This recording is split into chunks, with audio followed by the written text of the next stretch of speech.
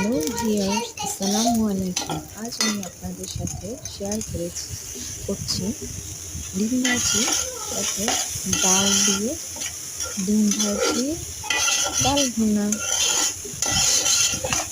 যেটা খেতে যেমন সুস্বাদু, দেখতেও অনেক সুন্দর। Just yummy.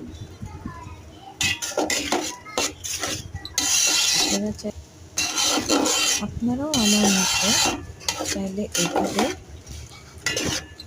ডিম ভাজি দিয়ে ডাল আলু চচ্চড়ি করে মজাদার এই রেসিপিটি তৈরি করতে পারেন, যেটা গরম গরম ভাত দিয়ে খেতে অনেক মজা।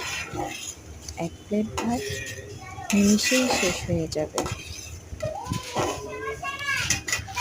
পছন্দ হলে রান্না করে দেখবেন এবং আমাদেরকে জানাবেন।